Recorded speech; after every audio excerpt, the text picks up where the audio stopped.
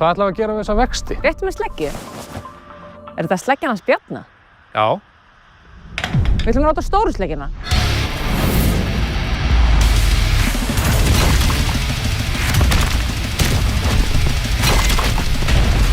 Svona ætlum við að negla niður þessa vexti. Já, þetta voru fyrirheitin sem að núverandi forsætisráðherra Kristrún Frostadóttir veitti þjóðinni í kosningabaráttunni í nóvember 2024.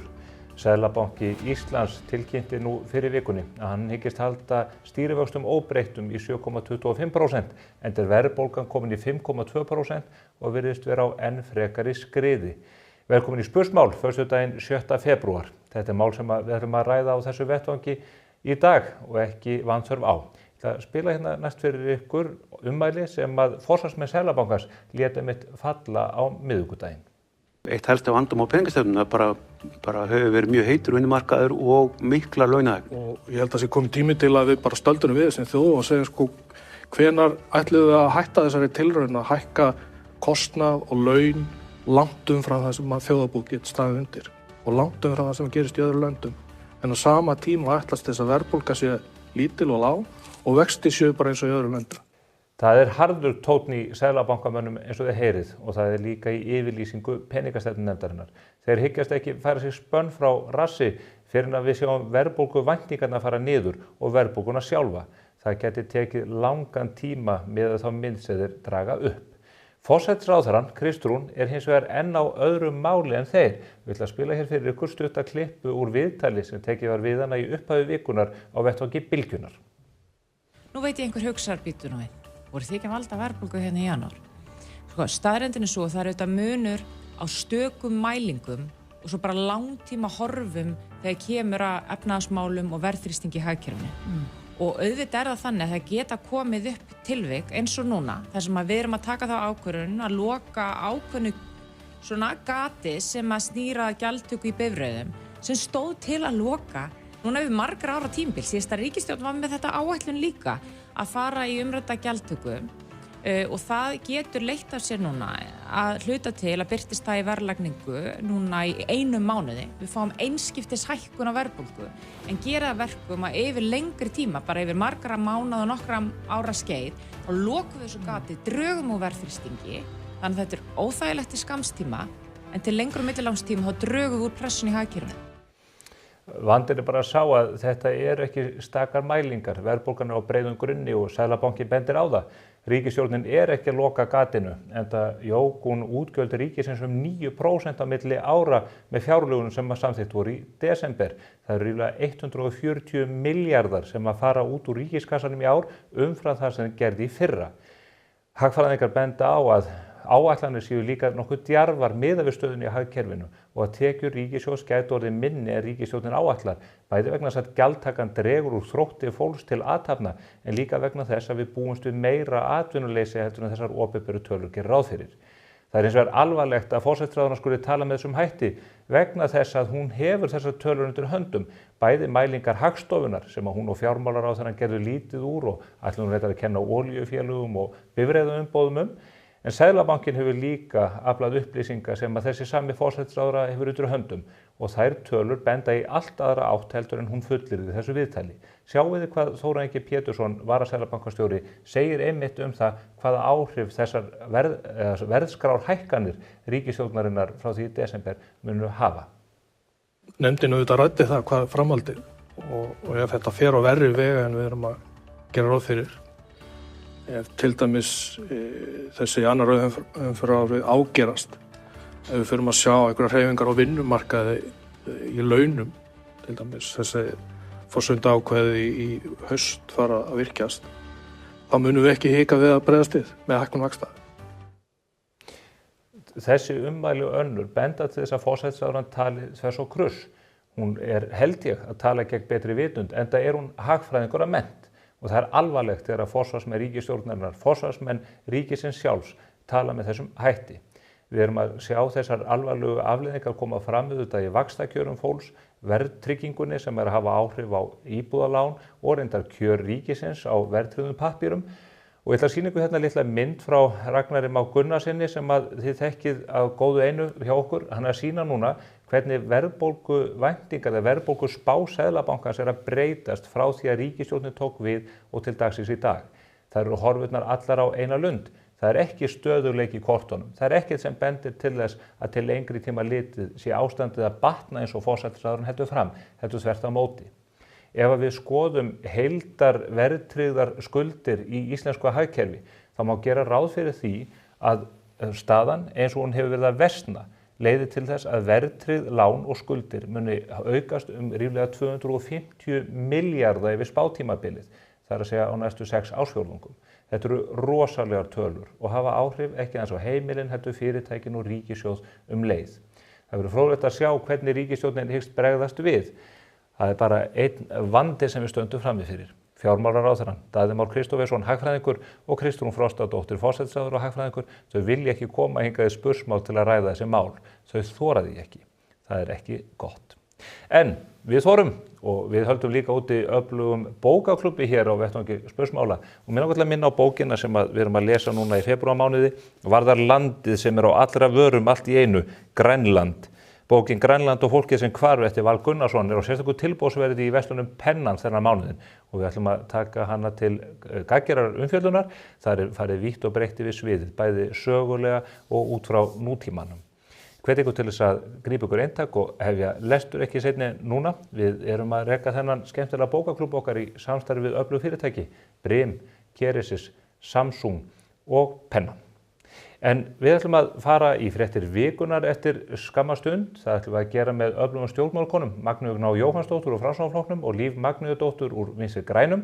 En áður en ég sest niður með þeim, þá ætla ég að spila hér fyrir ykkur samantekt Ásthildar Hannesdóttur kollega míns á því hvernig pólitíkin birtist okkur á samfélagsmiðlum í vikunni.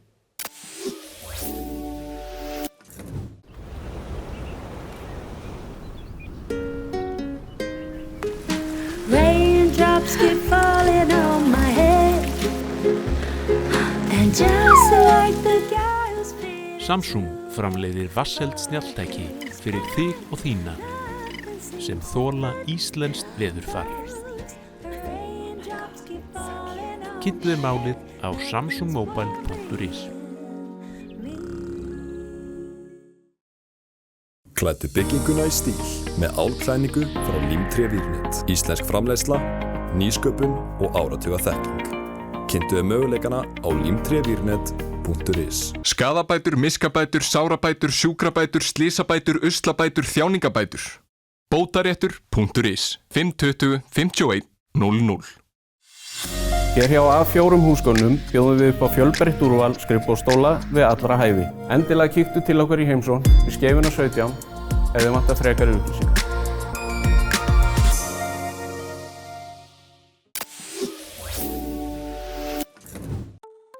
Eru það að grínast hvað veðurguðirnir eru búin að vera í miklu stuði síðustu daga? Jesús, þið senda okkur bara vorið nokkrum mánuðum fyrir tíman. Ekkert eðlilega næs. Þakklæti er manni efst í huga núna, sko. Gós, hvað það er ekki spennandi tilhugsun að vera fastur í snjóskafli í febrúar eins og svo oft hefur verið raunin, sko. Já, nei. Nú er bara bongo, mambo, jumbo alla daga og allir einhvern veginn miklu léttar í lund fyrir vikið. Suns out, guns out, algjörlega all in núna. Stemmarinn er bara mættur, takk. Nema kannski hjá austurlandska konfektmólanum okkar. Hann hefur svolítið verið að æsa sig eitthvað svona síðustu daga og vikur. Skammandi ríkisstjórnina lon og don og allan daginn, bæði í ræðustól og á samfélagsmiðlum. Ég verð nú samt að viðurkenna það, hann er alveg pínu kjút svona reiður. Veistu þið það ekki? En passaðu nú samt þrýstingin, elsku kall. Maður þarf nefnilega að fara svolítið betur með taugarnar þegar aldurinn er farin að færast svona hratt yfir. Gnarrenbörgin okkar var í miklu stuði í vikunni og lét tannlækna heimsókn meira segja lítið út fyrir að vera skemmtilega. Sís, sjá hann er ekkert eðlilega vel tenntur gaur. Ég hef aldrei tekið eftir því áður. Jæja, en hann allavega nennir ekki að vera í samskipti við aumingja sem að miklaða fyrir sér til dæmis að fara til tannlæknis eða sinna öðrum óþægilegum en nauðsynlegum hlutum. Hann hefur bara engin þolmörk fyrir aumingjum og djöfull er ég með honum. Aumingjar eru bara fyrir aumingja. Er frú K-Frost gaslighter þá kannski bara aumingi eða? Nei, ég bara spyr, ég er bara spá. Hún er ekkert að svara bréfum og eitthvað svona. En ég meina, er það ekki fullskiljanlegt? Ég meina, come on, hver er að senda bréf nú til dags? Vitið þið hvað póstþjónusta er orðin dýr eða? Verðskráin er sko bara alveg upp í rjáfri. Í vikunni kom Simmi Gumm með lausnin á verðbólgunni og þá langt bestu hingað til. Takið bara Ibufen. Ibufen er bólgueyðandi lyf og slær alveg pottþétt á öll verðbólguskotin, sko. Halló fólk, hugsa í einföldum lausnum hérna, ha? Rósa Guðbjörns nær ekki upp í nefið á sér fyrir vöxtum og verðbólgum og öllum þessum ósýnilegu skattahækkunum sem ríkisstjórnin elskar að setja á okkur, óbreytta borgara, ha? Hvað næst? Súrefnisskattur og alla sem anda eða? Kannski svona skiptur skattstofn eins og neföndunar súrefnisskattur og munnöndunar súrefnisskattur? Nei, ég meina þessi skattar eða hvað sem eftir að fara með okkur í gröfuna, sko. Skattar hér, skattar þar, skattar alls þar út allt, sí og æ og sí, alveg erum við komið með upp í kok af því, wúúú! Simmi Dabbi lætur ekki neitt segja sér hvernig hlutirnir eiga að vera, ó nei, hann hlýðir engu, hann er villingur og óþekktar ormur og ætlar allra síst að hlýða einhverjum svona samfélagslegum normum, ha? Þess vegna fór hann út fyrir kassan og deildi þessari vel pigsluðu en flottu mynd af Andrési Jónssoni, góðvini sínum. Já, ekkert instavænt kjaftaði og eitthvað feik, bara allt upp á borðum eins og það er. I love it. Í vikunni talaði Snúli Másan kynin 70 og hversu þungbært það er að vera kallmaður þessi dagurinn. Já, vitið það, hann er náttúrulega bara með ofnæmi fyrir kynjafræði og hann er langt í frá að vera svo eini, sko. Þetta er ekki árstíðabundið ofnæmi, heldur þetta bara krónískt og langvarandi, ævilangt ofnæmi. Og ég skal segja ykkur það að það er mjög erfitt að vera ofnæmispési, það eru lakari lífsgæði og svona, þannig að hann er ekkert að bulla, hann er ekkert að feika þetta, sko. Hann er bara með ofnæmi fyrir allan peninginn. Tokka Gunn hafði í nógu að snúast í vikunni en athygli vakti að hún var meira og minna bara heima, hér á klakanum, ha? Það hefur nú bara ekki gerst síðan 1700 og súrkáli eitthvað.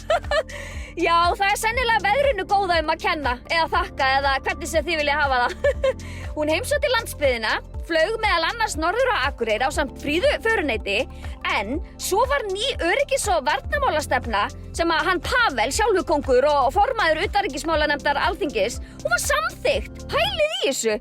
Allir flokkar studdu þessa stefnu. Það er sko ekkert smá afrek og auðvitað montaði Tokka sig af sínu manni. Meira sé að ég montin af sjálfurkongnum, sko. Talandi sjálfurkongin okkar, hann Pavel. Það var auðvitað alltaf að gerast þegar honum í líðandi viku, en hann gaf sér þó tíma í að taka selfie af sjálfum sér auðvitað, já selfie, við eitthvað geimfar frá NASA sem er núna bara eitthvað staðsett á Akranesi. Nei, ég er að djóka. Þetta er nú bara gamli góða Akranesviti, sko. Þarna náði ég ykkur. En já, svo kom önnur Akranesjálfa frá sjálfurkonginum, en hana fekk Arna Lára, samfélskvísa, líka að prýða. Þarna eru þau bara kappklædd í íþróttahúsinu að fylgja börnum sínum eftir í einhvers konar íþróttakappleik. Geggjastuð? Er að sjá þetta? Það er eitthvað svo ótrúlega fallegt við það hvað ríkir mikil sátt og samlyndi á milli þessa þverpólitíska þingmannahóps sem leiddi í jörð þessa fyrstu stefnu í öryggis- og varnarmálum bara í allri lýðveldi sögunni. Í alvörinni, þetta er fólki sem ætlar að passa okkur fyrir öllu vondu köllunum og í útlöndum. Bara takk fyrir ykkur, segi ég nú bara. Bryndís Haralds heldur áfram að huga vel að líkama og sál. Það verður auðvitað alltaf að vera smá gaman því annars er svo leiðilegt. Þið þekkið þetta stef hjá henni, stuðstelpun okkar. En hún skellti sér í skíðaferð með sínum heittelskaða og góðum vinum og bara ónaði heiminn á meðan. Sjáu þessi skíðaglerugu? Squeeze alert í brekkunum, sko. Á skíðum skemmt ég mér,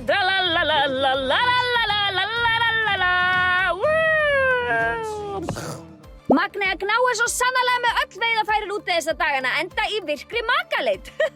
Já, það má sko alls ekki koma gata á trolli þegar vertíðin stendur sem hæst og það veit Magnea Gná bara mjög vel. Enda skellt hún sér í hárskveringu og annaðins nostur í vikunni og bara, wow, því lík fegurð í alvöru. Hún verður sennilega ekki mikið lengur að lausa gangi úr þessu, sko, ha? Annars var lítið annað talað hjá borgarfulltrúum í vikunni en það að börn eða fá frítt í strætó. Já, skemmtilegt.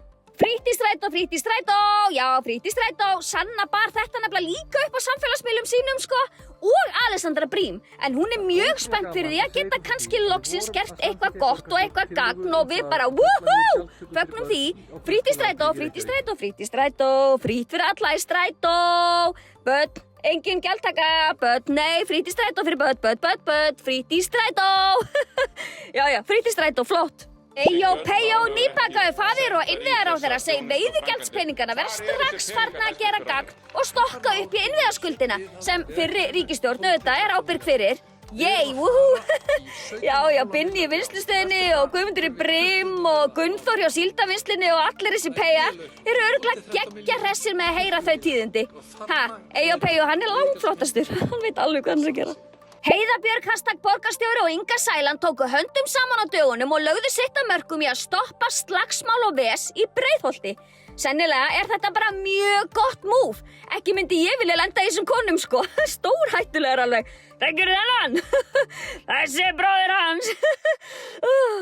Það var öllu tjaldað til í Coop City miðja vikuna þegar Ásdís, Kópavogs Queen, bauð öllum íbúum Kópavogs sem eiga 70 afmæli á árinu í partí, sko heljarnapartí. Svona á að gera þetta. Fagra litla diskodísin, hún kann þetta vel og er síðan svo að tella ykkur að baunir þegar partíhald er annars vegar. Wúhú, nú bara tengjum við og höldum bara massa partí alla helgina. Góða skemmtun! Við þakkum Ásthildi Hannesdóttur fyrir þessa ágætu yfirferð eins og fyrir daginn. Það er alltaf nóg að frétta af pólitíkinni og ekki síst af samfélagsmiðlunum þar sem að stjórnmálamennirnir hafa komið sér þægilega fyrir flestir hverjir. Ég er hins vegar komin með hingað til okkar í hádegismóna 2 öfluga stjórnmálamenn úr borgarkerfinu. Það er Magnea Gná Jóhannsdóttir sem situr í borgarstjórn fyrir Framsóknarflokkinn og Líf Magnúsdóttir sem situr í borgarstjórn fyrir Vinstri græna. Hún er kannski það eina sem eftir er að þeim flokki eins og staðan er núna. Komið þið sælar. Já, góðan daginn. Er þetta ekki ágætis lýsing? Bara frábær kenning, takk fyrir hana. Já, ég ætla að áður en við förum í pólitíkina. Ég er að fá hér í seinni hluta þáttarastími fólk að ræða verðbólguna og vextina en Seðlabankinn var þó núna á miðvikudaginn að tilkynna að hann haldi vöxtum óbreyttum. Þeir eru ætla að halda þeim óbreyttum jafnvel fram á haustið. Verðbólgan á leiðinu upp, það hlýtur að fara hrollur ykkur eins og aðra. Já, þetta bitnar líka bara á okkur í borginni og borgarfulltrúum sem öðrum. Já, borgarfulltrúum sem öðrum auðvitað. Við erum auðvitað launþegar. En ég varð fyrir miklum vonbrigðum. Mér finnst þetta bara algjörlega glatað ástand. Það er búið að lofa okkur hérna að lækka vexti. Ríkisstjórn Katrínar Jakobsdóttir, hún var á góðri leið með það. Og svo kýs fólk vendarlega Kristrúnu og Samfylkinguna út af það að hún hefur einhverju svona trúveruleika í fjármálum og eitthvað svona. Vaxtasleggjan. Já, vaxtasleggjan, einmitt. Og svo er þetta bara að rjúka upp. Þannig að ég var fyrir miklu vonbrigðum. Mér finnst þau ekki halda vel á spöðunum í þessari ríkisstjórn. Og það er nú verið að meður að segja að kannski eru Vinstri græn bara nokkuð glúrin með þetta verkefni. Þrátt fyrir að það er sagt að vinstri menn kunni ekki að fara með peninga. Þið eru nú ekki að ná tökum á kostnaðinum á borginni heldur? Já, þar er ég náttúrulega með mörgum flokkum. Ég fæ ekki að ráða öllu sjálf. Berð enga ábyrgð þar? Jú, auðvitað byrjum við ábyrgð. Hægri mönnum hinum minn og miðjum fólki. En þetta er auðvitað bara, hún verður að svara fyrir þetta. Mér finnst hún ekki að gera það vel. Og ég meina við erum bara með graf sem að sýnir að þetta er allt að rjúka upp og þau eru ekki að gera neitt. Magna, þú ert nú kannski fulltrúi ungu kynslóðarinnar inn í borgarkerfinu. Fólk er með verðtryggð lán flest hvert sem er að koma inn á fasteignamarkaðinn. Akkurat, og ég líka. Já, og forsætisráðherra talar það eins og jákvæðan hlut að eignaverð sé að lækka núna sem að hljóta að vera slæm tíðindi fyrir fólk sem er mikið veðsett eins og ungt fólk almennt séð. Þetta er ekki björgulegt. Nei, þetta er ekki björgulegt og ég held að þessi nýja verðbólgumæling gefi þetta kynna að þessi stefna, þetta plan ríkisstjórnarinnar fær fallengun, algjörlega. Þau voru kosin inn vegna þess að þau ætla að ná tökum og vöxtum og verðbólgu, voru með sleggjuna á lofti og ætluðu að koma hingað og ég hafði bara mikla trú á því að þetta fólk myndi gera það vegna þess að ég trúi bara almennt því að fólk vilji gera vel því samfélaginu sínu. En svo kemur þessar mælingar og það sést bara einmitt eins og Líf segir á grafi að það fer niður lækkandi, svo koma kosningar og það heldur áfram lækkandi að því að það var fjárhagsáætlun síðasta ríkisstjórnar, leið og kemur ný fjárhagsáætlun þessar ríkisstjórnar þá fer þetta upp. Og er komið í 5,2, 5,4%. 5,2%, já. Akkurat, og á sama tíma erum við að sjá að Seðlabankinn breytir auðvitað ekki sínum stýrivöxtum sem er eðlilegt að því að verðbólgumarkmið er ennþá 2,5%. Mér finnst ríkisstjórnin setja Seðlabankanum í erfiða stöðu þau eru náttúrulega að reyna að halda einhverju skikja á hagkerfinu, en ríkisstjórnin fer í útgjaldaaukningu og við sjáum 10% útgjaldaaukningu frá síðasta ári, miðað við þá aðhaldskröfunum 1,5% og svo 9% aukninga útgjöldum. Það náttúrulega hefur það beint í för með sér að það mun hafa áhrif á verðbólguna. Þú lækkar ekki verðbólgu jafn hratt þegar ríkisstjórnin fer í útgjaldaaukningu. Og þarna finnst mér ríkisstjórnin hefði átt að stíga fast inn og fara í aðhaldsaðgerðir, sýna það með skýrum skilaboðum að þau ætla að styðja við verðbólgumarkmiðið og styðja við Seðlabankann í þessu verkefni. En það sem ríkisstjórnin gerir er að setja heimilin í landinu í erfiða stöðu og mér fannst, ég horfði á Silfrið þar sem að Kristrún var í og mér fannst hún svara þessu frekar illa. Hún segir að þeir séu á réttri leið og ég skil ekki hvað rétta leið það er og svo segir hún að þetta sé vont að við séum í þessu stöðu en fólk þurfi bara að þola það. En ég hugsa bara, þetta minnir mig á svör Bandaríkjaforseta þegar hann situr á tolla og segir bara, fólk það bara að þola þessu tolla í smá tíma, þetta mun verða betra í framtíðinni, Bandaríkin verða aftur frábær. Það er tilfinningin sem ég fæ. Og svo segir hún í viðtalinu að hún getur ekki svarað fyrir öll heimil í landinu. Gott og vel, hún getur ekki svarað fyrir öll heimil í landinu, en hún á að geta setja sig í þeirra spor.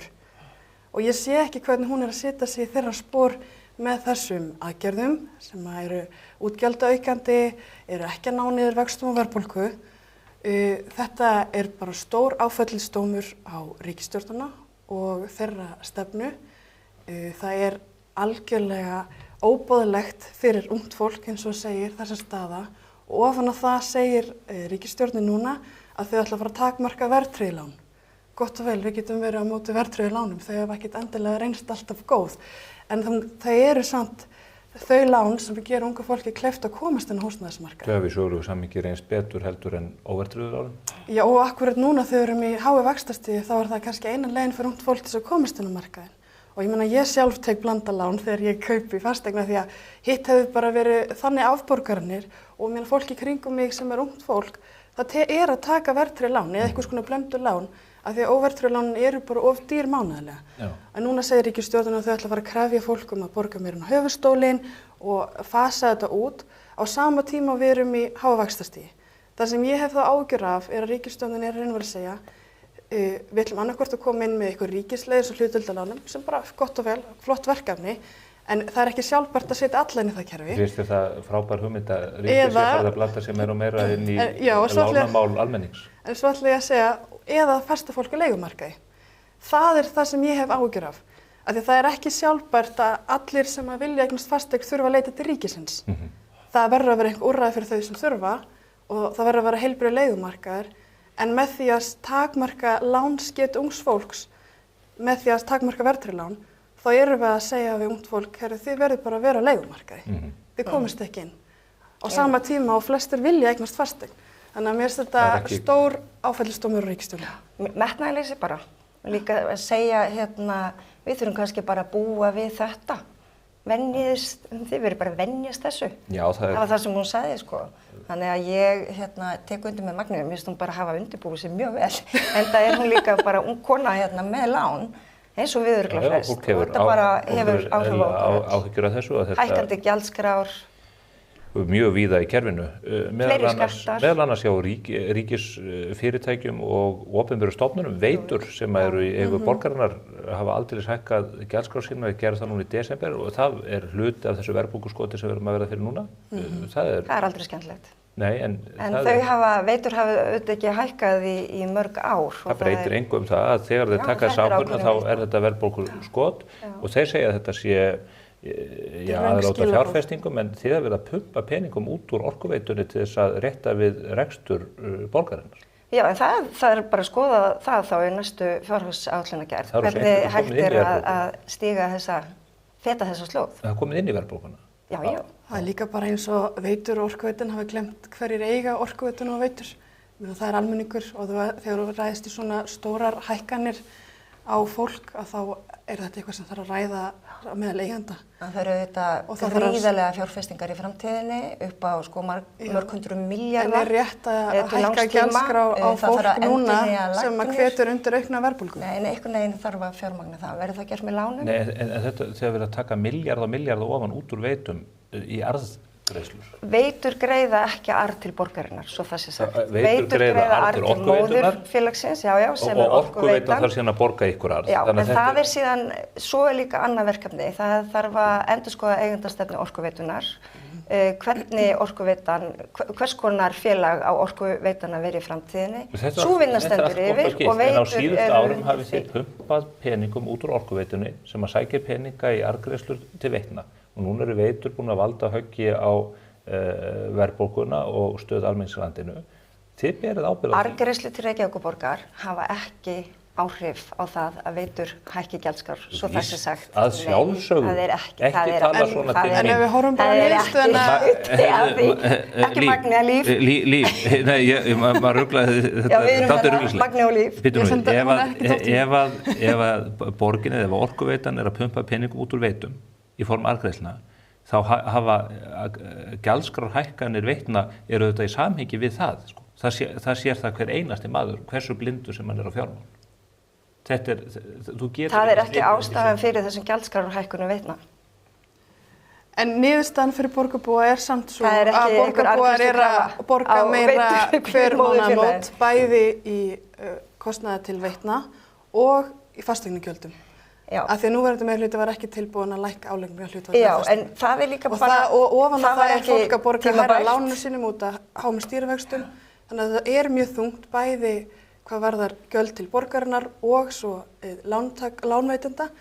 Og þetta mjög þungur róður fyrir heimilin. Og það alvarleiki málsins. Og ég bara algjörlega sammála því. Og þarna hefði í raun og veru verið mjög gott ef ekki sérstök kona að hækka gjaldskrár, sko. Haldi af sér. Og svo það þarf að vera skynsamlegt. Þegar þið kláruðu fjárhagsáætlunina núna í lok síðasta árs, fyrir árið 2020. Þá lágu þessar gjaldskrárhækkanir ekki fyrir frá Veitu. Og hvað gerðu þið til þess að létta undir með heimilunum sem voru farin að finna fyrir að róðurum væri þyngri? Það sem við getum auðvitað gert að stilla gjaldskrám í hóf bara og hafa og jafnvel lækka þær. Við getum haft áhrif á verðbólguna þannig með því að lækka gjaldskrár. Auðvitað liggur beinast við að þá skoða til dæmis eins og fasteignagjöld. Það var ekki meirihluti fyrir því að lækka fasteignagjöld eða álagningu á íbúðar og húsnæði. Mér finnst það að þurfa að skoðast í einhverju samhengi. Bæjarfélögin í kring hafa gert það, Ásdís Kristjánsdóttir að koma hér á eftir, hún lækkaði... Hvað, 0,03%? Þeir lækkuðu þetta á milli ára, ásamt fleiri sveitarfélögum, en borgin ákvað gerði það ekki. En auðvitað þarf að fara í einhverju heildstæðar aðgerðir þá, hætta með verkefni, ef að þú ætlar að fara síðan að lækka skatta. Ég auðvitað ekki í pólitík til þess að hækka skatta og ég heldur ekki í pólitík til þess að hafa mjög háar gjaldskrár.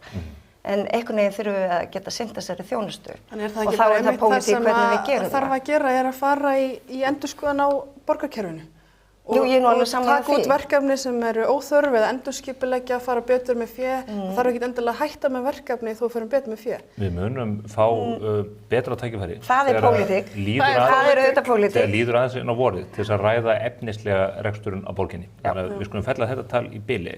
Aðrar fréttir í vikuna sem mér langt til að ræða. Bárust þessi tíðindi frá Bakkakoti á Suðurlandi þar sem að talaður illa meðferð á ungum mönnum sem voru settir í vist þar vegna erfiðra heimilisaðstæðna. Hvað ætli valdi því að svona mál séu endurtekið að koma hér upp allt frá Breiðavíkurmálum og vöggustofumálum og öðru slíku? Af hverju hefur okkur tekið svona illa að halda utan börnin okkur og ekki síst börnin sem að mest þurftu á stuðningi og öruggu umhverfi að halda? Við erum auðvitað bara með frekar brotið kerfi og faðir minn, hann dvaldi á Breiðavík. Þetta ekki kerfi sem þetta fólk sem, það eru einstaklingar sem að skaða þessi börn, ekki kerfið. Algjörlega, það var ekkert eftirlit eins og kom fram. Og það eitthvað sem að þarf að vera. Það var eftirlit til staðar en þeir sem átt að sinna því sinntu því ekki. Kerfið var til staðar. En það bara fólkin í kerfinu sem að kemst upp með það að sinna ekki vinnu sinni. Þetta eru auðvitað bara hræðilegar lýsingar sem þarna er lýst í þessum kveikstætti og fjölmiðlaumfjöllun þetta mál. Og ég veit að situr það þungt í manni og okkur öllum sem hefur séð þetta mál og fylgst með því. Og þetta er auðvitað eitthvað sem á ekki að gerast. Börn eiga aldrei að vera í þessum aðstæðum. Og þá er það okkar sem erum í pólitíkinni að greina þetta og af hverju gerist þetta og svo fara yfir verklag í dag. Og ég hef óskað eftir því að fá upplýsingar hvernig eftirlitið með vistun barna er í dag vegna þess að mér finnst mjög mikilvægt að við séum að tryggja að svona gerist ekki eða allavega að minnka líkurnar á því með því að hafa gott eftirlit. Og nú hefur við heyrt ábendingar frá fósturforeldrum að eftirlitið mætti vera betra og auðvitað tekið það til mín og ég held að Líf gerir það líka. Að þetta er eitthvað sem við tökum alvarlega, börn eiga aldrei að vera sett í aðstæður, sérstaklega af barnaverndaryfirlitum sem ótryggar. En ramminn utan eftirlitið er til staðar. Og ef eftirlitið er ekki nægilega gott, að þá ábyrgð þeirra sem verkefnið er falið. Erum við ekki allt of oft að horfa upp á það að fólk í opinberum embættum eða störfum hefur eitthvað verkefni með höndum, sinnir þeim ekki, getur ekki sinnt, hefur ekki burði til þess og það hefur ekki afleiðingar. Ég held við verðum að spyrja okkur að því hvernig getum við komið í veg fyrir að svona gerist. Hvernig getum við vernda börn betur. Það er ástæða fyrir því að börn eru send á fósturheimili og við þurfum að tryggja það að það fósturheimili sem að tekur við börnum þá hafi burði til þess að sinna þeim og gefa þeim það sem þau þurfa. Og þá þurfum við auðvitað stoðkerfi sem virkar og það er ekki bara einhver einn og undir einhverjum einum komið að taka utan börn í viðkvæmri stöðu og það þarf að vera alveg skýrt hversi krafist, bæði af fósturforeldrum en líka þá af þeim sem að taka þá ákvörðun að fjarlægja börn af heimilum og senda þau eitthvað annað.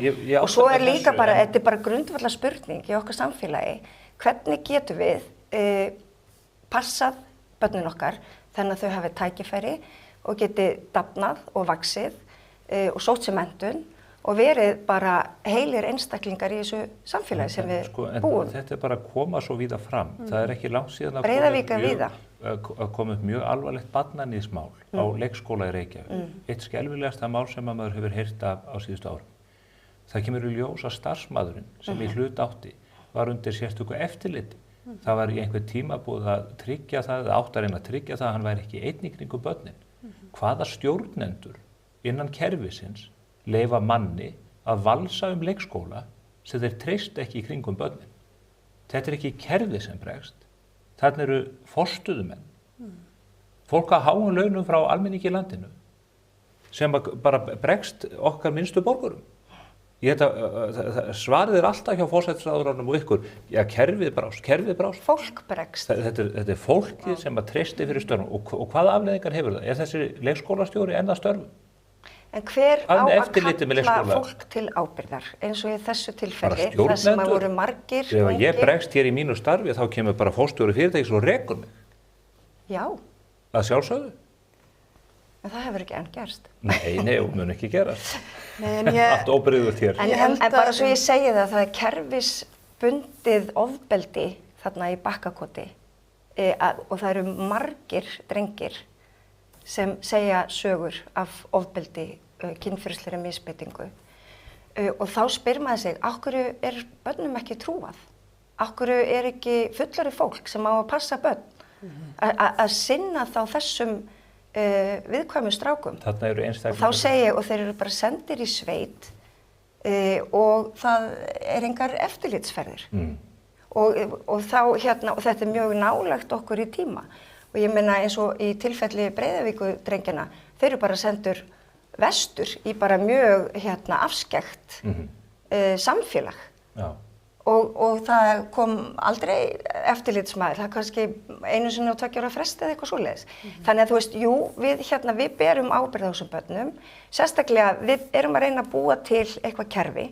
Við gerum það með því að búið til leikskóla og grunnskóla og félagsþjónustu og eitthvað velferðarkerfi sem á að grípa börn í viðkvæmri stöðu. Þá verður fólk líka að sæta ábyrgð. Og þá verður, akkurat, og það er eitthvað sem kemur þá til skoðunar. Og mér finnst bara mjög fínt að Magni hafa kallað eftir því hvort að reykvísk börn hafa verið send þarna í Bakkakot, en ég hugsa að það er eftir að koma fleiri svona mál og ég held að við þurfum að axla ábyrgð á því. Og þessi mál sem að koma upp, það líka vekur spurningur hvort við eigum ekki bara að skoða þessa vistun barna bara í gegnum tíman. Og þetta kannski það mjög stórt verkefni. Það verið að gera þetta með ýmsum hætti. Já, með ýmsum hætti, en ég held að við þurfum kannski bara að fara yfir þetta svona kerfisbundið. Já, vöggustofumálin voru skoðuð, Breiðavíkurmálin hafa verið gerð. En það gerist alltaf þegar það kemur upp eitthvað í fjölmiðlum. Af hverju erum við ekki að taka frumkvæðisskoðun á því, bara hvernig hefur vistun barna verið háttað, í staðan fyrir því að það komi einstaklingar sem verða fyrir hræðilegu ofbeldi, þurfa að stíga fram opinberlega og lýsa því og þá bregst kerfið við. Af hverju erum við ekki að taka frumkvæðisathugun á því? Og þá þarf náttúrulega líka að gera það í samtali við ríkið af því að ríkið var líka vist af börn, þetta er ekki bara sveitarfélögin, en sko opinber stjórnvöld verða líka að taka frumkvæði í þessu máli og fara inn og skoða hvort það hafi verið eitthvað að kerfinu sem það greinilega var. Eftirlit hafi mjög ábótavant, aðferðirnar voru ekki góðar eins og við sjáum í vöggustofumálinu.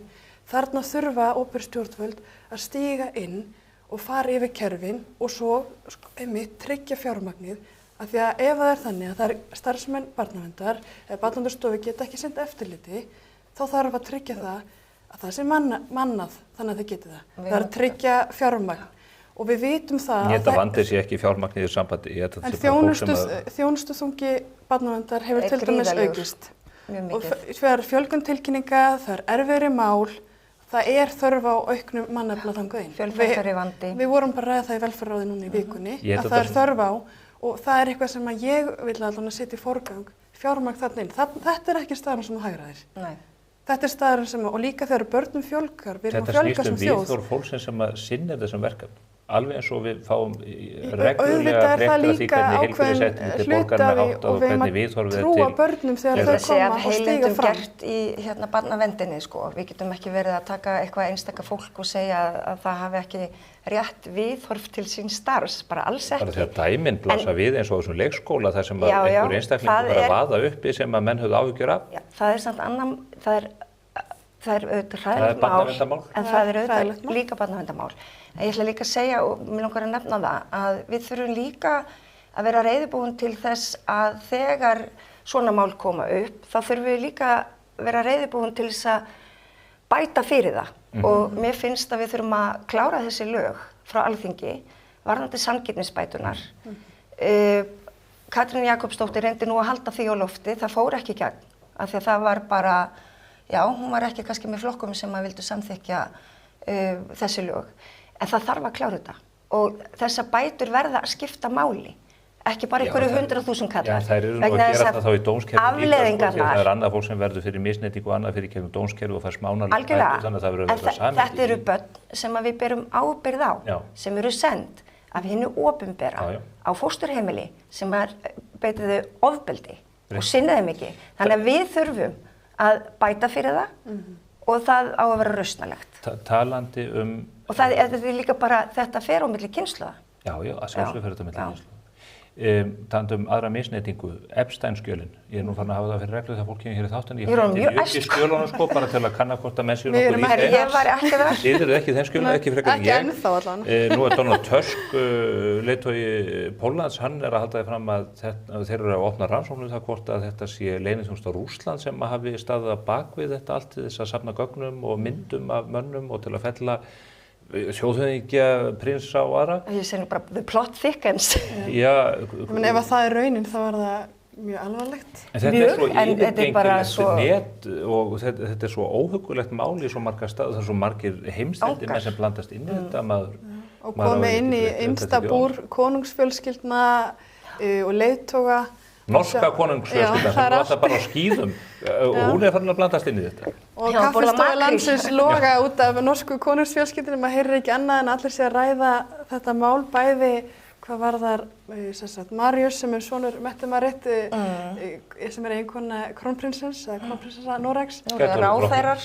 Gætur og drottning og svo líka verið að ræða það að hún hefði átt samskipti við Epstein þar sem í lengri tíma. Já, og jafnvel eftir að kom upp að hann var búinn að játa það að stunda þessa hræðilegu... Að vera barnaníðingur. Já, svo það sjóla eins og það er. Akkurat. Og heldur þeim samskiptum áfram og er jafnvel að hvetja til framhjáhalds og ýmsa hluta sem að náttúrulega sæmir engum og hvað þá krónprinsessu. Þannig að þetta mjög alvarlegt og ég skil vel að fólk hafi áhuga á þessu. Þetta náttúrulega risa hneyksist mál. Ef að bandaríska leyniþjónustan... Af því að nú ert þú að segja mér fréttir með Rússland. Já, ef að rússneska leyniþjónustan bak við þetta. Ég meina, þá vakna líka spurningar stöðu Donalds Trump gagnvart Putin og því fólki öll. Og þetta þessi þræðir geta legið miklu víðar. Bill Clinton og Hillary í stórkostlegum vandræðum. Það hlýtur eitthvað að riða til falls, hugsa maður. Og alltaf þegar maður hélt að það gæti ekki orðið verra, þá verður það bara verra. Já, það kemur meira og meira í ljós. Já, þannig að... Kári Stefánsson, nafn hans kemur fyrir þessu skjölum, Morgunblaðinu varð á að benda á það sem bara staðreynd. Þannig fyrirtækja eigandi og Decode eða eitthvað svona, sumt er alveg saklaust. Ólafur Ragnar og Dorrit eru nefnd í þessum skjölum, það er verið að tala málsmetandi fólk allan heim í þessum skjölum, verið að reyna að klukka fólk og ná fólki einhvern veginn borð í þessa vítisvél. Og bara hvað gekk fólki til, hugsa maður? Hvað, þú veist, drífur þetta áfram? Hvað liggur undir? Nú kemur þú þarna með Rússland, þetta sé kannski eitthvað KGB, Epstein fekk sendar einhverja rússneska konur og eitthvað svona. Þannig að ég bíð spennt eftir næsta kafla, sko. En þetta er náttúrulega óhugnalegt vegna þess að þær stíga fram stúlkur, ungar stúlkur og segja frá þessu ofbeldi og þeim er ekki trúað. Og þetta er svo klassískt. Og svo er kona í fangelsi og gerandinn er dauður. Já, það var reyndar í fangelsi líka. Já, en það þarf eitthvað réttlæti að ná fram að ganga í þessu máli, held ég. Spurningi líka hversu útbreitt þetta er og hvort þetta sé einstæmi. Ég held þetta sé miklu stærri en okkur grunnar. Alheimssamsæri. Við erum kannski bara að fá eitthvað svona toppun á ísbjörginu fram. Talandi samsæri, leikskólakennarar í Reykjavík hafa snúið baki við meirihlutanum í borginni. Þeir eru algjörlega snældu vitlausir. Já, ég skil það vel. Hvernig þið hafið haldið á málum leikskólana? Ég skil það mjög vel. Þú berð ábyrgð á þessu? Já, ég ger það. Og hvernig ætlar að axla ábyrgð á þessu? Ég ætla að gera það. Ætlar að segja af þér? Nei, ég ætla ekki að segja af mér. Nei, ég ætla að bregðast við. Þannig sýnum maður ábyrgð. Þau segist vera búin að kalla eftir, við erum ekki leikskólastjórar, við erum krísustjórar, það er allt í klessu. Það er algjörlega hárrétt hjá þeim. Við sjáum að það er... Gólfið er langþreytt og þetta er bara... Fjöldaflótti úr stéttinni í Reykjavík yfir til Kópavogs. Yfir annarra sveitarfélaga, já, ekki bara Kópavogs. Nei, en ég séð leikskólakennara tjá sig sérstaklega um það. Hvað er í gangi? Nú erum við að fara að kynna tillögur. Ég verð að fá að nefna að borgarstjórinn fráfarandi, Heiðbjörg Hilmisdóttir, þegar bent á það að leikskólamaður séu ólestir og séu, neina, þetta er allt í lukkuna velstandi. Við vorum eins og opna svansvottaðan leikskóla. Og ég segi, ég held að leikskólakennurunum og foreldrunum og jafnvel börnunum líka sé algjörlega saman það hvort að þessi skóla séu svansvottaðir eða ekki. Er það ekki rétt? Já, jú, eflaust margir. Ég ætla ekki að tala hérna fyrir hönd foreldra en auðvitað viljum við hérna búa börnunum okkar heilnæmt og gott húsnæði.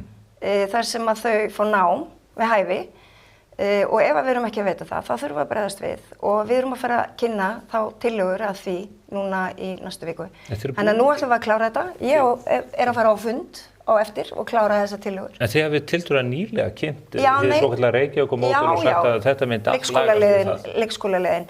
Og það kom hérna fram gagnrýni á hana og megn óánægja, meðal annars með miklar hækkanir á tiltekna hópa. 170% hækkun og þá og þess vegna settum við þetta í samráð. Ólíkt öllum öðrum sveitarfélögum sem hafa bara farið í þessa aðgerðir án þess að vera í samtali við foreldra til dæmis eða leikskólasamfélagið. Það gerðum við ekki og við þurftum að vinna vel úr þessu samráði. Við fórum með þetta síðan í svona jafnréttismat, hvernig tillögurnar hafa þá áhrif á tiltekna hópa. Tekjulága, einstæða, fólk með lítið bakland og svo framvegis. Þið gerðu þessar breytingar í fyrra? Já, nei, við gerðum engar breytingar. Það er ekki búið að gera neina breytingar. Og leikskólakennarar... Nei, engar breytingar. Hefur það ekki verið tekið í gegn? Nei. En fólk hefur kvartað undan þessum hækkunum? Já, það var í samráðinu. Já. Það voru fyrrverandi tillögur. En núna erum við að fara að kynna aðra tillögur sem vonandi... falla betur af öllum. En þegar þið leggið fram tillögurnar, er ekki búið að skoða þetta út frá þessum tilteknu hópum? Ég hef séð mitt einstæða mæður koma með þessu útreikninga og maður bara trúði ekki. Það er ekki staðan í dag og það er meðal annars það sem kom fram og það er meðal annars það sem við þurftum að sníða af þeim vankanti. Þannig að núna erum við að fara að kynna nýja tillögur og þær tillögur taka þá gildi og við erum að fara að ræða það í hópnu núna, einhvers konar tímalínu á innleiðingunni. Mun það friða kennarana og stoppa í þennan fjöldaflótta? Ég held það, já, en við þurfum líka að bara leyfa þeim að hafa sinn gang og svo kannski endurmeta stöðun eftir ár. Hvernig líst þér á þetta? Ég hef nú ekki séð þessar nýju tillögur. Árelía mjög glöð með þér. Já, það ágætt. Ég býr bara spennt eftir að sjá þar, en mér leist ekki vel á þar tillögur sem lagðar fram síðast, sem að gera ráð fyrir 170% hækkun á einstæða foreldra með meðaltekjur og líka miklar hækkur á sambúðarfólk. Það tel ég ekki vera leiðin til þess að leysa vanda leikskólakerfisins. Algjörlega sammála. Allt í lagi að vera með hvata til þess að minnka vistunartíma ef að fjölskyldur geta það. En þá ekki að refsa foreldrum fyrir það að þurfa að vinna eftir 2 á föstudögum eða vinna milli jól og nýjárs. Við verðum að tryggja það að allt sem við þurfa að setja börnin sín og við viljum öll börn sér á leikskóla geti það. Það á ekki að vera einhver stéttaskiptingu því og þegar þú setur upp þegar þau settu upp einhver viðmið varðandi tekjur og gjöldin miðað við tekjur full einstaklinga, þá voru hæsta þrepið var undir meðallaunum í landinu. Sem þýðir það að allir, bara allt fólk hækkar eiginlega allir meira þess að lágtekjuhóparnir að hækka sín gjöld. Og það taldi ég ekki vera rétt, en ég held að auðvitað það núna, ég skil leikskólastjórnendur mjög vel. Þegar það búið að vera viðverandi mannekla, þá reynir á kerfið. Og líka foreldra þegar börn eru send heim. Já, og það ekki gott. Allt kerfið og þá ég að tala bara börnin og foreldra. En ég held við ætlum að hætta að tala þessar tillögur vegna þess að þær eru ekki á borðinu lengur. Nei, og það er jákvæmt að heyra. Ég held að þær hefði verið innleiddar, þannig að það er mikill misskilningur í kerfinu. En Kópavogsmódelið sem ég vísaði í, það hefur verið að reynast við. Þau hafa getað fjölgað rýmum, það hafa ekki fallið niður þessir dagar hjá mörgum. Engi lókundagar, bara vel gert. En þau líka fóru í það að skoða viðmið. Þau fóru samt í það að þau voru ekki með svona lág viðmið varðandi tekjur eins og upphaflegu tillögurnar voru. Og það er það sem að kannski helsta gagnrýni við þessar tillögur, að það var svo gigantískar gjaldskrárhækkanir. Voru ekki eiginlega bara á tiltekna hópa, já. Voru ekki eiginlega bara öryrkjarnir sem áttu að sleppa við þessar breytingar í síðustu tillögum? Ég held að það hafi verið þannig hjá ykkur Nei, það var engin sérstakur hópur. Við vorum með tekjuviðmið. Já, sem var mjög lágt. Já, sem var alltaf lágt. Og ég vissi það alveg og ég vildi hækka það en hópurinn vildi fara út með þessar tillögur þannig og við gerðum það, fórum í samráð og nú getum við hægt að tala gömlu tillögunar vegna þess að koma nýja tillögur. Hlökkum til að sjá þær. En ég ætlum að segja að stóra verkefni er samt að tryggja það að við séum með velmannaða leikskóla. Og það er ekki ein lausn sem er í þeim öfnum. Auðvitað þarf að fara yfir starfsaðstöðurnar sem þessi hópur er að gera og ég bíð spennt eftir því hvort það komi tillögur hljóðvist eða hvað annað. En það þarf líka að eiga samtal við ríkið að fjölga leikskóla starfsfólki, eiga samtal við háskólana og framhaldsskólana sem að kenna leikskóla liða og kennslufræði það hvernig við getum komið kannski nemendur í hlutastörf, hvernig við getum fjölga kennurum til langs tíma. Ef að kerfið á að vera sjálfbært, þá er það stóra verkefnið að fá inn fleiri fólk inn í kerfið. Starfsaðstöðurnar þurfa auðvitað að vera góðar til þess. Þannig að ég býð spennt eftir þessum tillögum. Aftur að hrárri pólitík. Já. Það er verið að fara að kjósa nýja formann Framsóknarflokksins núna miðamánuðinn. Hver verður næsti formaður Framsóknarflokksins? Ég veit það ekki. Hver vonar að verði næsti formaður Framsóknarflokksins? Ég held að kannski fæst orðbera minnsta ábyrgð í þessu efnum, en ég ætla að vona að vera góður formaður sem að leiðir Framsóknarflokkinn inn í næsta áratug. Þú gefur ekki upp hvora þú styður Ingibjörgu eða Lilju Alfreðsdóttur? Ég held að fólki kringum mig viti það nú flest. Er þetta svona fylkingar? Við viljum að fólkið sem að hlustar á spursmál viti það líka. Ég held að þetta sé nú kannski ekki djúpar fylkingar og þarna eru 2 öflugir frambjóðendur og ég man eftir að ég var hérna fyrir ári síðan þegar vorum að ræða formannsframboði í Sjálfstæðisflokknum og þá ræddi ég það að það voru 2 konur í framboði sem var mjög ánægilegt að Sjálfstæðisflokkurinn var að kjósa fyrsta kvenkynsformanninn og nú er Framsóknarflokkurinn í þeirri stöðu. Já. Mér finnst það ekki skipta neinu máli á hvaða kyni formaðurinn en þetta er samt einhver tímamót í sögu flokksins. Má ég segja hvað ég held? Já, en býtu aðeins, þú styður Lilju þá? Ég og Lilju hefum unnið vel saman og ég minnst því hana áfram til góða verka. Já, ok. Þetta var nóg fyrir mig.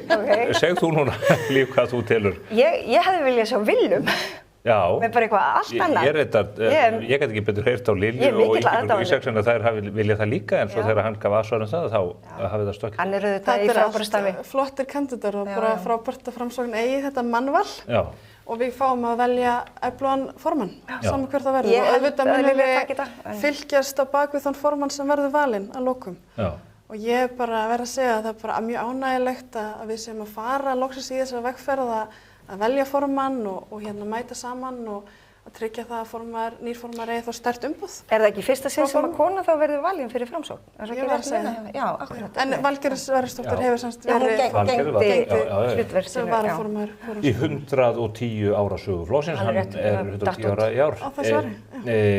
Það er líka verið að fara að velja nýja formann í Vinstri grænum. Svandís Svavarsdóttir hefur fyrir margt löngu tilkynnt að hún nenni þessu ekki lengur og skyldi nú engan undra það með hvernig gengi flokksins er.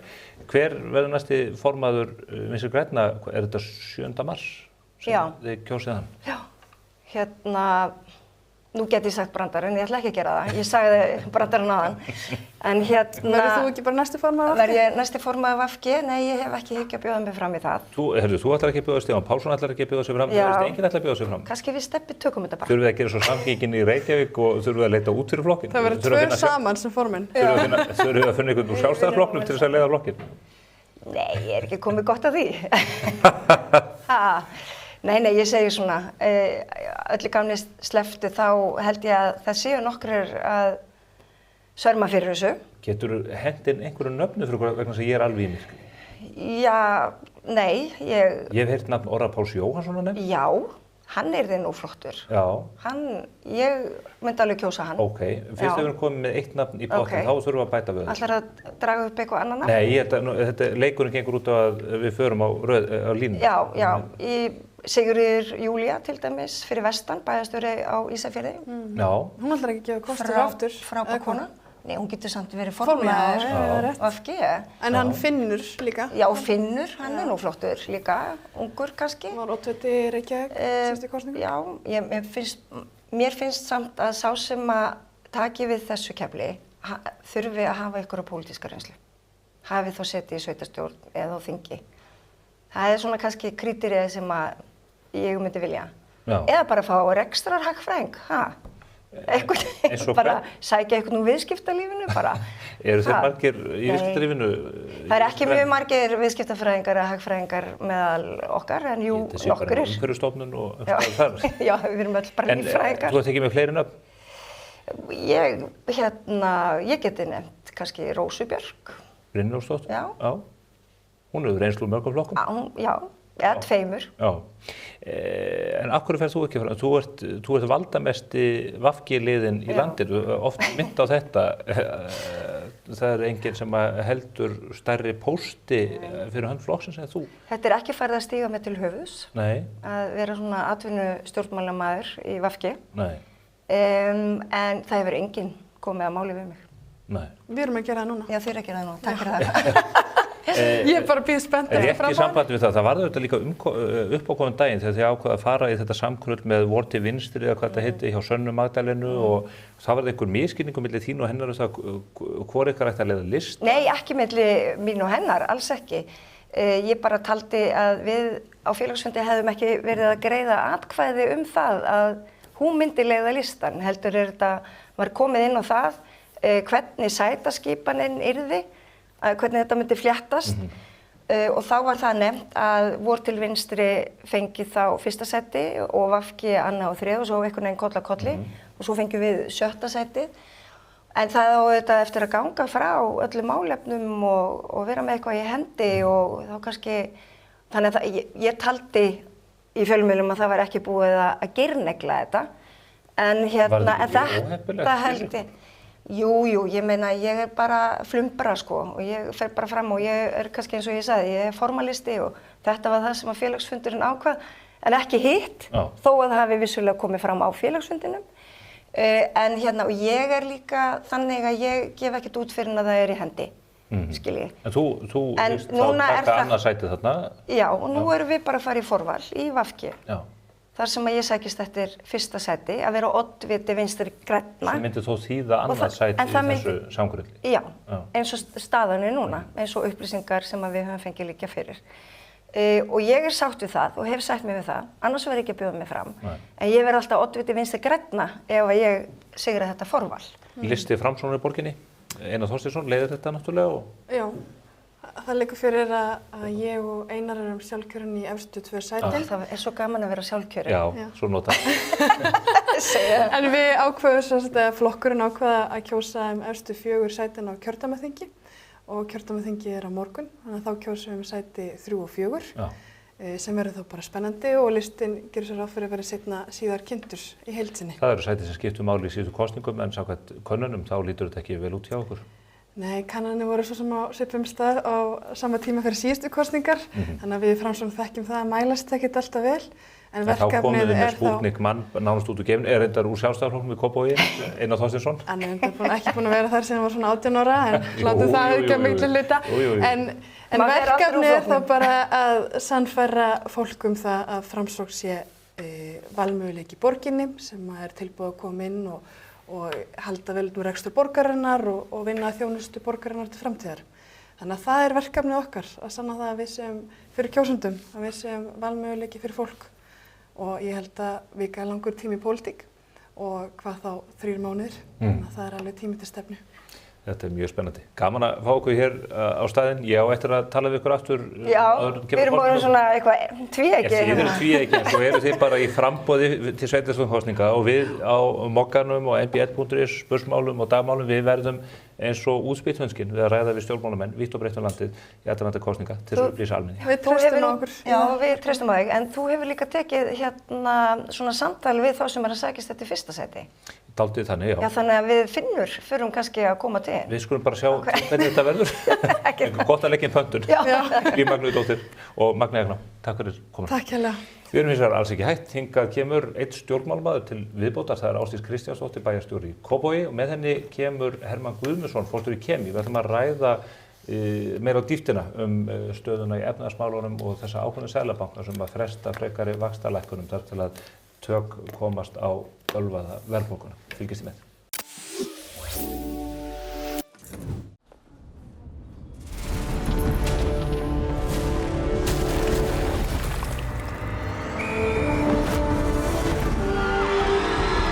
Hvern langar þig að hitta í dag? Pennin Eymundsson. Ekki gjalda fyrir útgjöldin. Cardio. Einfaldari útgjöld. Vantar þig bílavarahluti? Á Poulsen.is finnur þú bílavarahlutina út frá bílnúmeri. Velur viðeigandi varahluti og pantar. Við sendum all land. Poulsen.is. Lexus RX. Komdu og reynslögtu RX 450h Plus Plug-in Hybrid. Þín býður óviðjafnaleg upplifun. Lexus Kauptúni. Komið sæl að nýju. Við þökkum Magneu Gná og Líf Magnúðardóttur fyrir þeirra innlegg hér í borgarmálin og aðrar fréttir vikunar. En hingað eru komnir góði gestir til þess að ræða efnahagsmálin alveg sérstaklega. Það eru þau Ásdís Kristjánsdóttir, bæjarstjóri í Kópavogi og hagfræðingur og Hermann Guðmundsson sem stýrir Kemi og hefur komið víða við í íslensku atvinnulífi á síðustu áratugum. Velkomin bæði tvö. Takk fyrir. Þið fylgdust vantarlega eins og ég og aðrir andaktu með ákvörðun Seðlabankans á miðvikudagsmorgun. Ásgeir Jónsson tilkynnt þar að peningastefnunefndin hefði ákveðið að halda stýrivöxtum óbreyttum og að nefndin hefði öll verið sammála að halda þeim í því horfi 7,25%. Hvað segir þessi ákvörðun og yfirlýsing peningastefnunefndar okkur? Já, í mínum huga hún bara skýr ábendingu það að ríkisfjármálin og vaxtastefnan haldast ekki í hendur. Og Seðlabankinn að reyna að standa vaktina. Það auðvitað, eins og við vitum, hagkerfi ofhitnaði dálítið og það þurfti að slá á það. Kælingin náttúrulega þegar komið fram og mér finnst þetta að vera bara svona skýr skilaboð frá Seðlabankanum það að ábyrgðin hjá ríkinu í dag að reyna að slá á þensluna með aðhaldi í útgjöldum og það hefur ekki tekist.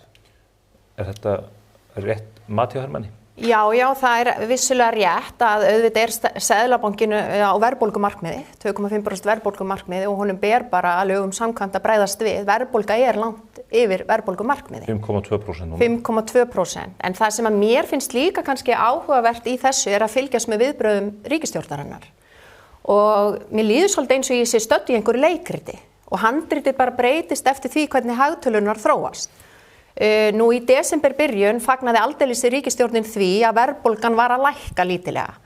Og áður en ég vissi af þá var forsætisráðherra og Samfylkingin bara öll komið fram með sleggjuna og fyrirsagnir planið að virka.